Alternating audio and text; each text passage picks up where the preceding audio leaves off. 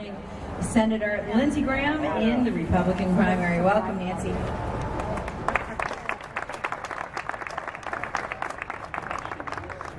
Good afternoon, y'all.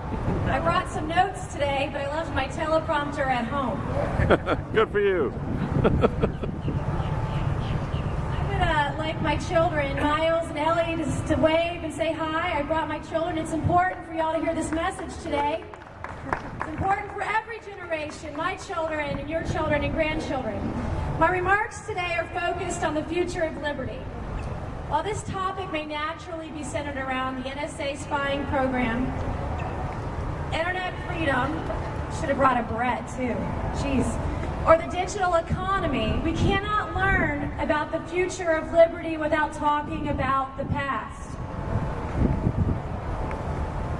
I would first like to point out in our history about a generation that came before us. My grandparents were part of what is now known as the Greatest Generation. They struggled through a depression, they won a Second World War, and they returned home to build one of the largest, most productive economies in the world. However, without a doubt, these sacrifices were made on the beaches of Normandy and on the islands of the South Pacific. While many look at those sacrifices with pride, as the years have passed, we have rarely asked the question, why?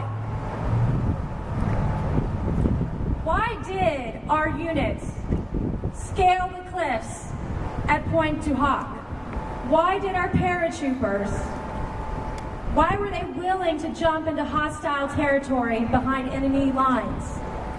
And why did the nation mobilize behind these warriors who were so courageous in support of the war effort? Yes, we've been attacked at Pearl Harbor, and yes, the European continent was under siege by a madman. And these offenses required our nation to act. However, I believe the reason for courage on those days on display in one of America's finest moments in the history of our country can be crystallized into one word: liberty. Regardless of your religion, your economic status, or where you were from, whether you were from Texas or Massachusetts, the idea that liberty was worth fighting for echoed in the hearts of this generation.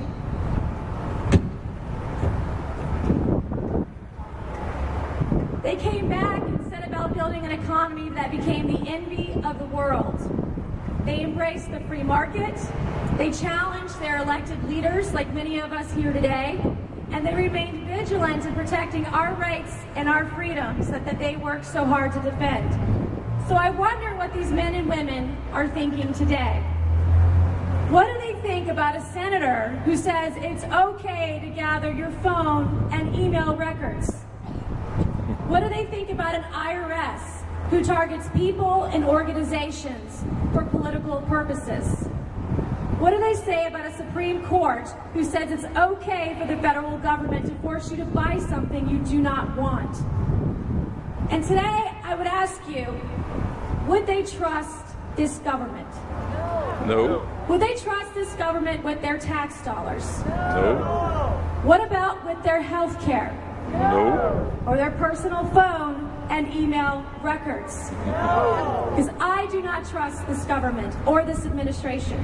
Unfortunately, many of this proud generation have passed, but they left us with a rich tradition of defending liberty, no matter what the cost. So now we have a new generation that must stand in the gap for liberty. We must also be wary as we look at this post-9/11 life that we have today. We understand that we must be vigilant against those who are against us. But we also must be wary of those who come here in the name of security and protection, and be equally skeptical of their design to craft an all-knowing, all-powerful federal government. I am always mindful of the words of Jefferson. He said, "A government powerful enough to give you everything is powerful enough to take everything you have." I am certainly not asking for the challenges of my grandparents' time upon this nation today, but I do believe we are being called to a great generational challenge. Our government has used every means at its disposal, the press, our education, and our courts, in a full assault on individual liberty. Today, technology can be powerful to communicate, to educate, and ultimately to change the status quo. We understand that. However, left unchecked, this information age can usher in a new, more powerful government. Thank you. If we do not believe that our government is more interested in using its power and technology for the purpose of control rather than for meaningful change and reform, look no further than the VA. Here, our government has made a commitment to veterans, yet they are woefully ill-prepared in responding and providing assistance to those men and women who are most in need and most deserving of those services. When I ask myself, why is this backlog so great at the VA, 850,000 strong? It's because much of this failing agency does is on paper. So while the federal government fails to take care of our men and women in uniform, they're all too capable of using their technology and their power at the NSA to spy on the records of American citizens. Something is seriously wrong in our nation when this is the situation. The future of liberty is indeed learned by understanding our legacy. We may not have to storm a beach today, but if we are not vigilant, we're going to invite aggressors in every shape or form. Our 40th president said this. He said, "Freedom is never more than a generation away from extinction.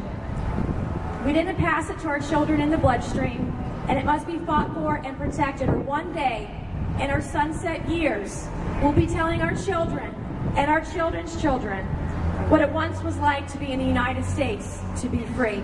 God bless you, God bless South Carolina, and God bless the United States of America. Thank you.